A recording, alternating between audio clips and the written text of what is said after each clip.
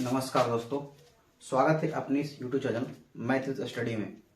दोस्तों, आज हम सीखेंगे क्लास 10th के समीकरण को हल करने के लिए, जिसका नाम है ब्रज गुणन विधि। यानी कि हमने ब्रज गुणन विधि से आज हल करेंगे। इससे पहले हमने विलोपन विधि और प्रतिस्थापन विधि से हल कर दिए हैं। अगर वीडियो नहीं देखे हैं तो वीडियो जाकर देख लीजिएगा। चलिए, आज हम सीखेंगे ब्रज गुणन विधि। ये विधि आपको 2 मार्क्स में नहीं मिलेगा, आपको जब भी मिलेगा तो 5 मार्क्स में मिलेगा। यानी कि बिहार बोर्ड जब भी पूछता है तो 5 मार्क्स का पूछता है।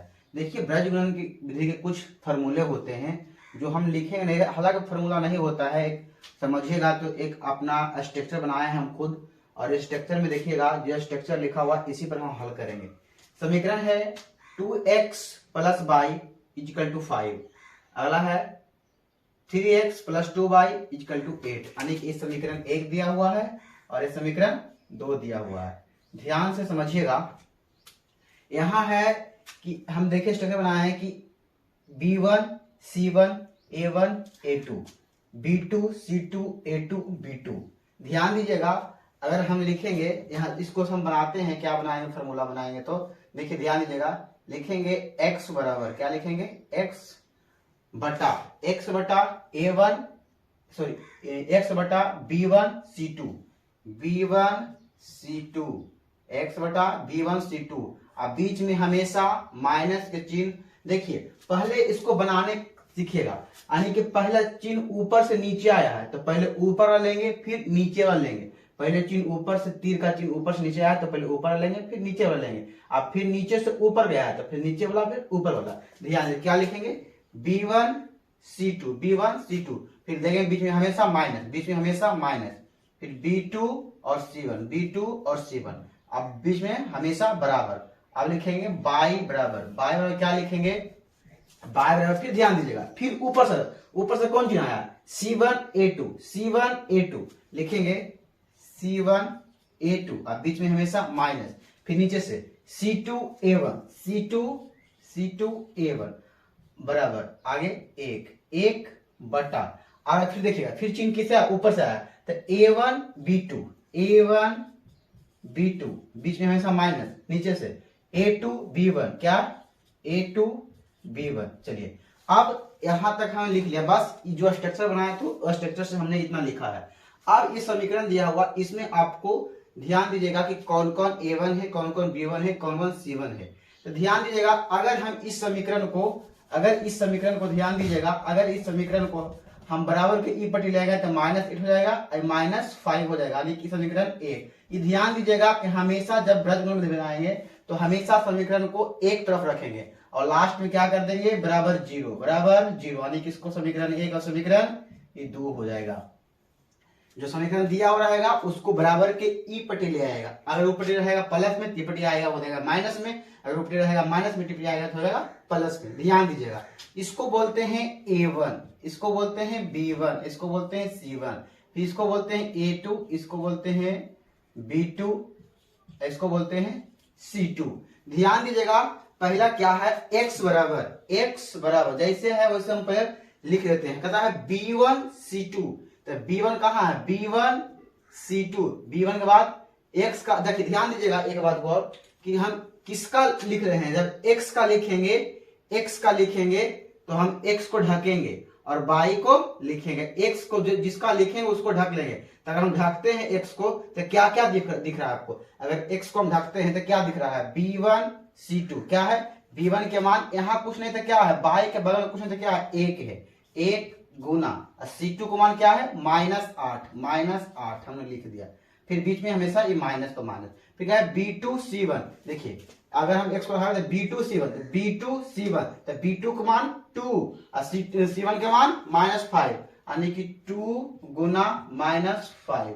ध्यान दीजिएगा, बराबर y बटा, अगर हम y को लिखेंगे तो y को ढकेंगे और x को लिखेंगे, यानी y को लिखेंगे तो y को ढकेंगे तो क्या लिखेंगे, y को हम ढकेंगे तो c1, ये बचेगा c1 a2, तो c1 के मान -5 गुना a2 का मान 3 माइनस, फिर c2 a1 तो c2 कहाँ है, c2 और a1 तो c2 a1 c2 का मान -8 गुना गुना a1, a1 का मान 2, a1 का मान 2 बराबर, ध्यान दीजिएगा।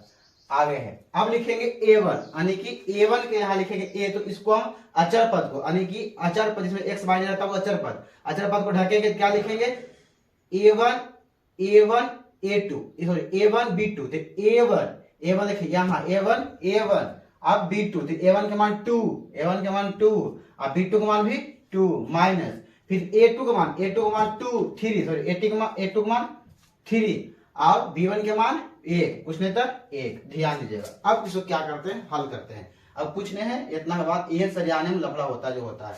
अब देखिए 1 गुना -8 तो हो जाएगा -8, यहाँ देखिए माइनस माइनस हो जाएगा प्लस, तो हो जाएगा 5 दूनी 10 बराबर बाई बटा हो जाएगा -15 माइनस प्लस 8 दूनी 16 बराबर 1 बटा हो जाएगा 2 दूनी 4 -3, यहाँ तक किसी को दिक्कत नहीं। ध्यान दीजिए, आगे देखेंगे, अगर लिखेंगे x बटा प्लस 8 प्लस 10 -8 हो जाएगा +2 बराबर बाई बटा -15 प्लस 16 हो जाएगा +1 बराबर 1 बटा 1। अब ध्यान दीजिएगा, आप किसी को 1 को लेकर बराबर करेंगे, x का मान निकाल के इसको c के बराबर कर देंगे, अब y का मान निकालने के लिए c को बराबर करेंगे। देखिए ध्यान दीजिए, यहाँ क्या करेंगे हम, x बटा 2 बराबर लिख सकते हैं 1 बटा 1, x बटा 2 बराबर 1 बटा 1 लिखेंगे। अगर हम लिखेंगे, आगे लिखेंगे x बराबर कोने कोना ही गुना करेंगे, तिरछा गुना करेंगे, तो क्या हो जाएगा x बराबर x गुना 1 तो x और 2 गुना 1 तो 2, यानी कि x का मान कितना आ गया 2। अब फिर उसी करेंगे, फिर क्या करेंगे, फिर बाई बटा 1 बराबर 1 बटा 1, फिर तिरछा तिरछे गुना करेंगे तो हो जाएगा बाई बराबर 1। अतः लिख सकते हैं हम, अतः x बराबर 2 बाई बराबर 1 आंसर, x बराबर 2 और बाई बराबर 1 आंसर। ध्यान दीजिएगा, ये प्रश्नावली 3.5 का था, जो क्वेश्चन नंबर 1 आपको हम हल किए हैं। इसी तरह से आपको उसमें 3-4 क्वेश्चन दिया गया है, आप हल करिएगा। और ये एनसीईआरटी का क्वेश्चन है, ये एनसीईआरटी क्वेश्चन है, बिहार बोर्ड एनसीईआरटी बुक से ही क्वेश्चन पूछता है। तो ध्यान दीजिए, आपका क्वेश्चन आंसर आया x बराबर 2 और बाई बराबर 1 आया।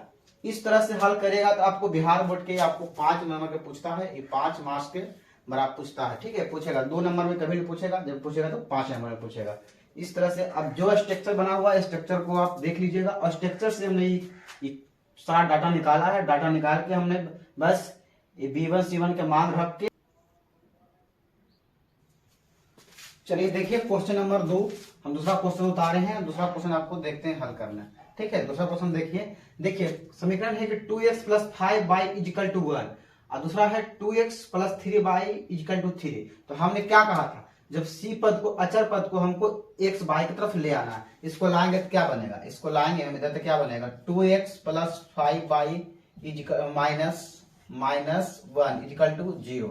इसको देखिएगा तो 2x plus 3y minus 3 is equal to 0। ध्यान दीजिएगा, हमने अचर पद को x y की तरफ ले आया है, तो x y की तरफ ले आया तो इसको क्या माने थे, यहाँ माने थे a1 b1 c1, a2 b2 और c2, क्या माने थे c2।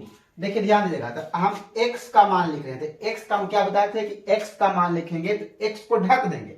ध्यान दीजिए, x को ढकेंगे तो क्या दिख रहा है, b1 c2, तो b1 के मान 5 और c2 का मान -3।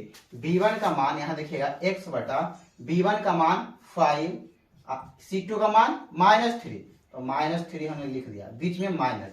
फिर आगे देखिए b2 c1, तो b2 कहाँ दिख रहा है आपको, b2 c1, तो b2 का मान कितना 3 और c1 के मान कितना -1, तो b2 का मान हो जाएगा, b2 को 3 गुना और c1 के मान -1। ध्यान दीजिए, आगे बाई वटा, आगे c1 a2, अब बाई को लिख रहे हैं तो बाई को ढकेंगे। अब बाई को यहाँ ढकिए, बाई को ढकेगा तो क्या दिखेगा आपको, a1 c1 दिखेगा, a2 c2 दिखेगा। आपको बाई को ढकना नहीं, b1 b2 को ढकेगा तो क्या दिखेगा, तो b1 b2 ढकेगा तो आएगा c1 a2, तो c1 a2, c1 के मान -1 और a2 के मान 2, -1 गुना 2 माइनस, फिर c2 a1, तो c2 का मान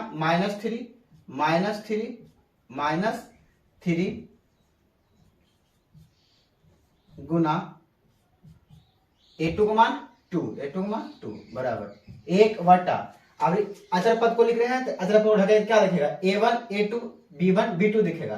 तो a1 a2 तो a1 का मान 2, a1 का मान 2, अब b2 का मान 3 माइनस a2 का मान 2, अब b1 का मान 5।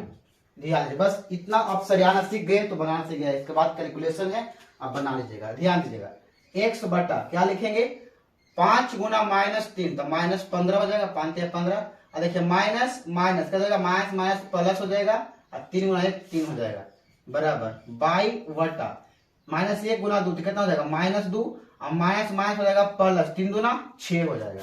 ध्यान दीजिए आगे 1 बटा ये हो जाएगा 3 दूना 6 माइनस 5 दूना 10। अब लिख सकते हैं आगे x बटा ये -15 प्लस 3 कितना हो जाएगा -12 बराबर बाई बटा -2 प्लस 6 हो जाएगा 4, घटेगा हो जाएगा +4 बराबर 1 बटा हो जाएगा -4। अब क्या करेंगे, x का मान निकालेंगे तो हम x बटा लिखेंगे, फिर यहाँ लिखेंगे x बटा -12 इजिकल टू सी के बराबर करेंगे 1 बटा 4 के बराबर, 1 बटा -4 के बराबर। अब तिरछा तिरछी गुना करेंगे तो हो जाएगा -4 गुना x बराबर -12, x बराबर हो जाएगा -12 बटा -4, कटे हो जाएगा कटेगा तो कितना हो जाएगा, कटेगा 4 किया 12, यानी कि x का मान कितना आ गया 3, x का मान 3 आ गया। ध्यान दीजिएगा, फिर क्या लिखेंगे, फिर अब बाई बराबर करेंगे तो बाई बटा 4 इजिकल टू 1 बटा -4। फिर क्या करेंगे, क्रॉस मल्टीप्लीकेशन तिरछा तिरछी गुना करेंगे तो 4 गुना -y हो जाएगा -4y इजिकल टू 4। अब हो जाएगा y इजिकल टू 4 बटा -4, कटेगा तो हो जाएगा -1, यानी कि अतः लिख सकते हैं, अतः x बराबर कितना मान आया, x बराबर आया 3, x बराबर 3, और y बराबर -1, y बराबर -1। इस तरह से सॉल्व करिएगा। हम अगला समीकरण देते हैं, आप खुद बना के इसको देखिएगा। अगला समीकरण आप देते हैं, आपको खुद बना के देखिएगा। चलिए बुक से हम अगला समीकरण देते हैं, चलिए लिखिएगा अगला समीकरण, अगला बना के दिखाइएगा आप। 3 नंबर देते हैं हम। अगला है x - 3y, चलिए बराबर 7, और है 3x - 3y इजिकल टू 15। इस समीकरण 1 है और इस समीकरण 2 है। इसको बना के इसका आंसर कमेंट बॉक्स में कमेंट करिएगा, इसका आंसर कितना है, x का मान कितना है और y का मान कितना आया। चलिए, थैंक यू।